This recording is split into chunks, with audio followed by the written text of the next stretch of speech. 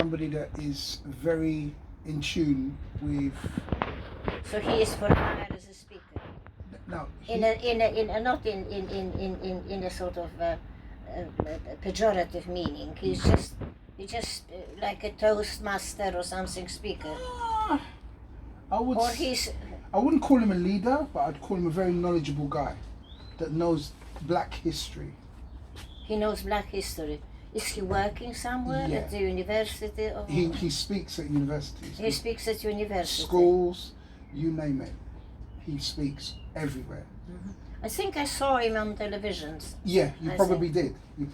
I think I saw him on television at Newsnight when the whole thing began, and I was struck by the fluency of his language. Okay. And the clarity of his arguments. Mm-hmm. The thing which is very important to me personally is the clarity of argument, the way you produce your argument, he goes in deep without going sideways. Yep. Straight to the point. And delving in this way and that way, and no, he's just straight on into the coast. The thing which to me is difficult to eradicate is the kind of racism which is ingrained in your genes, so to speak. We have to agree that it is so. Racism is ingrained in your genes. You inherit it with your mother's milk. Mm-hmm. That's what you do. And this is the most difficult thing to erase. Very difficult to do, because even if we accept each other as a neighbor, I've watched it, and pretend that we're all equal, deep down, at the back of your head, or at the bottom of your heart, you do feel different, and your white neighbor feels different to you.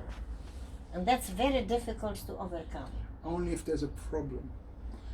Because it's only when there's a problem. No, I don't. I disagree with you. The problem may alleviate. The problem may minimize. The problem may make it easier to live together.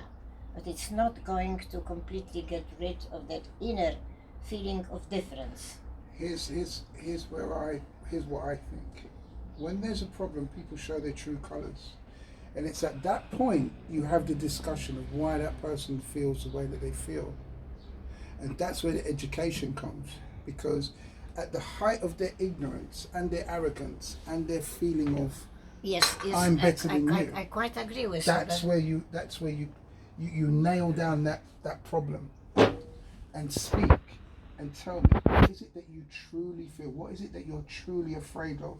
What can I do to show you that I'm just the same as you? I'm no better. The difficulty, Johnny, is that if few people really know exactly what it is.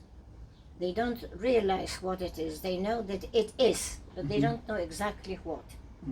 And that's what I have a feeling is the sort of sucked with your mother's milk feeling that you are different. And that's very, very difficult. That was experienced by a lot of Jewish people in Poland. Although Jewish people and Polish people, so to speak, Polish people, we're all Polish. But Jewish people lived for generations, 500 years, 600 years, next to each other.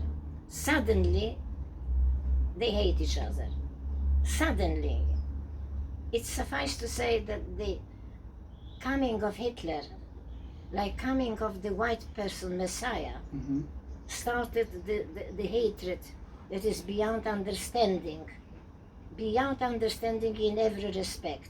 This is what I'm afraid of. It's going to happen in America.